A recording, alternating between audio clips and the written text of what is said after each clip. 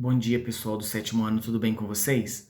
Bom, eu estou aqui para trazer algumas instruções a respeito da recuperação parcial, né, da AV1, onde nós trabalhamos os 3 primeiros capítulos da nossa apostila, né?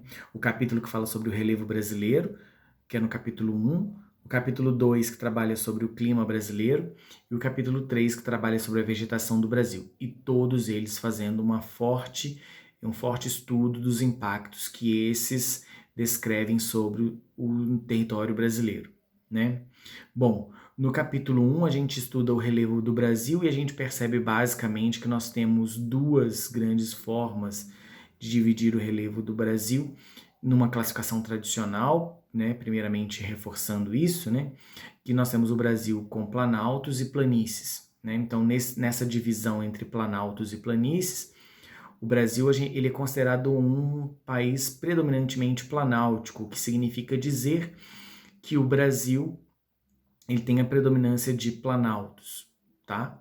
E o Brasil também tem uma outra divisão, tem uma outra área, né, nessa mesma divisão, que são as planícies, como por exemplo a planície amazônica, a planície do Pantanal, a planície litorânea, né?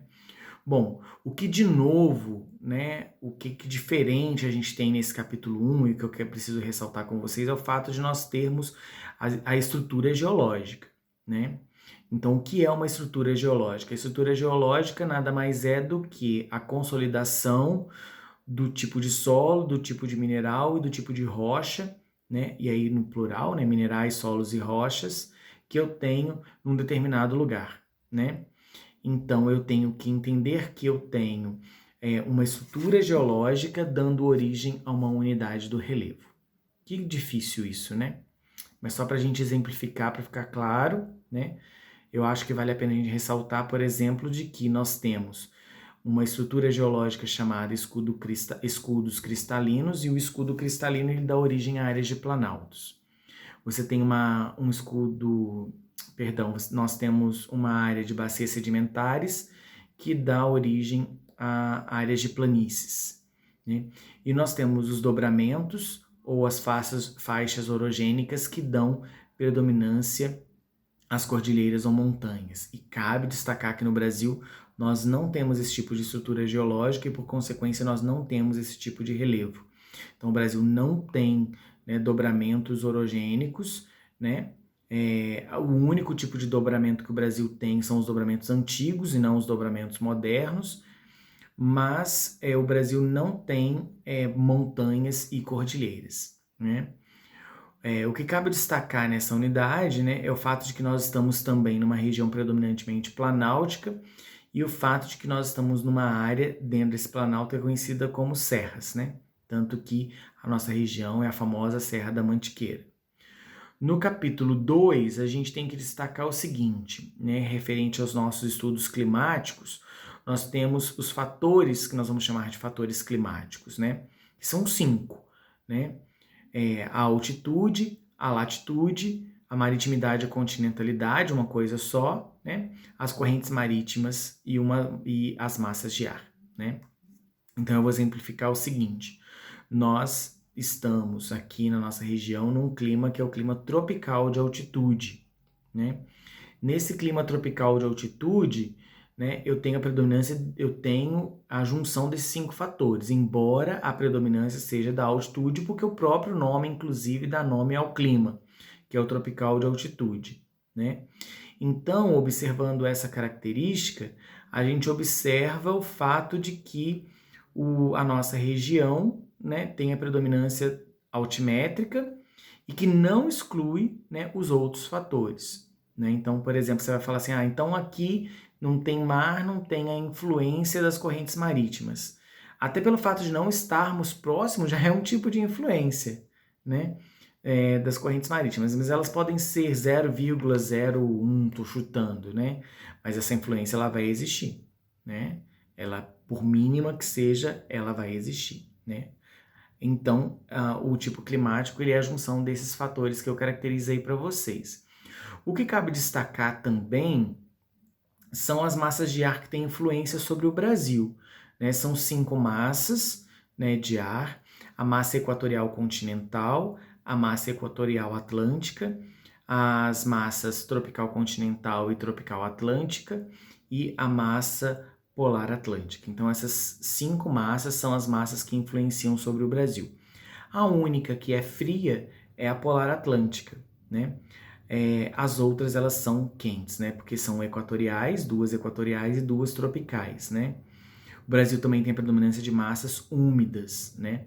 As 2 equatoriais são úmidas, né? A tropical atlântica é úmida, porém a tropical continental ela é seca e a polar ela é úmida. Então a gente pode dizer, a grosso modo, que o Brasil tem predominância de climas quentes, né? De massas quentes e úmidas, né? Dentro da caracterização do território brasileiro. Uma coisa que cabe destacar também é o fato de que cada massa dessa vai ter uma influência numa determinada época do ano. Então, a polar atlântica, por exemplo, ela tem uma menor influência no período do verão e uma maior influência no período do inverno, né? E isso vai acontecer com as outras de um certo modo, né? Dependendo da localização delas, o que vai caracterizar períodos de mais chuva, menos chuva, de maior temperatura, menor temperatura, dependendo da região em que nós estivermos, né? Então seria isso que eu gostaria de destacar em termos de enorme importância para vocês.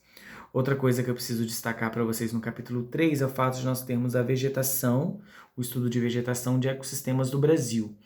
O Brasil tem uma grande variedade, né, de climas e de relevo que fez com que o Brasil tivesse uma grande variedade de vegetação. Então o Brasil tem áreas florestais, como por exemplo a Mata Atlântica e a Amazônia, que são muito conhecidas, né, que são florestas heterogêneas, apresentam uma grande quantidade de espécies, apresentam grande umidade, são quentes, né? Embora a Mata Atlântica tenha um período, dependendo da área, um pouco mais frio, mas são características de áreas florestais.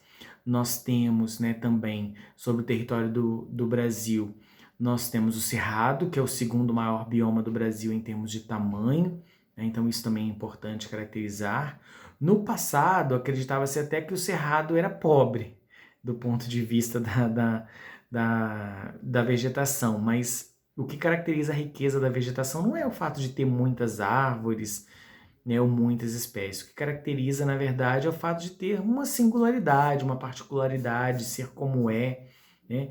A gente jamais pode dizer que um bioma ele é rico ou pobre só por esse aspecto visual, vamos assim dizendo, né? Então todos eles são muito importantes e muito ricos devido às suas particularidades, devido às suas singularidades, né? Então nós temos o Cerrado, que é o segundo maior bioma em território do Brasil, né? Até para diferenciar os dois anteriores que eram de áreas florestais, Amazônia e Mata Atlântica, a Mata Atlântica tinha uma grande área dela, que hoje ela basicamente 4, 5% dela só que resta, mas uma grande área dela, né, em áreas de relevo um pouco mais ondulado, né? E a Amazônia basicamente em área de planície. Então isso também é um diferencial, né? Outro bioma que a gente tem no Brasil é o bioma da Caatinga, né? Que todo mundo lembra, daquele solo rachado, né? Grandes períodos de seca, presença de cactos, né? As cactáceas, uma dificuldade aí grande dessa umidade que muitas vezes está presente apenas no subsolo, né? Então, algumas plantas têm que captar através do sistema das raízes, né, do sistema radicular, tem que captar a água lá do fundo, né, lá do subsolo, lá no profundo e captar esta água para termos de sobrevivência, né.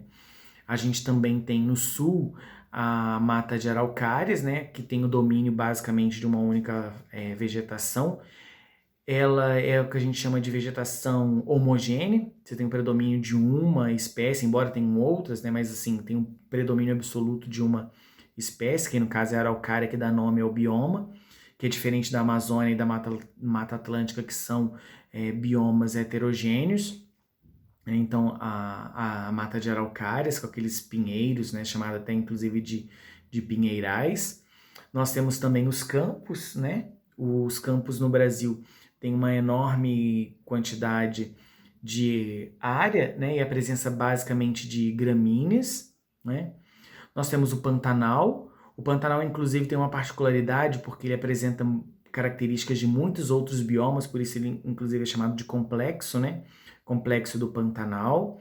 Nós temos vegetações de transição lá na região norte-nordeste, que a gente vai chamar de mata de cocais, né? Então, a mata de cocais é uma transição, uma vegetação secundária entre a Caatinga e a Amazônia. Então, você tem naquela região Babaçu, Carnaúba, né? É uma região que tem esse potencial, né? Nós temos a vegetação litorânea, né? Onde você tem manguezais, você tem praias e dunas, né? Você tem toda essa riqueza litorânea sendo descrita aí, né? Então, o que eu quero destacar nessa avaliação é o fato de você entender, né?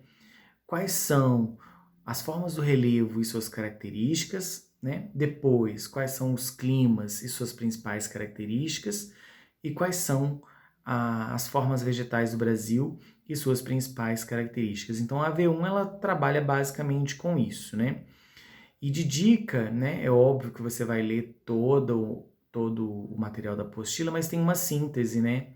Muito bem feita ao final de cada unidade, que eu acho que para dar uma olhada em cima da hora, um pouquinho antes da prova, eu acho que vale a pena, tá bom?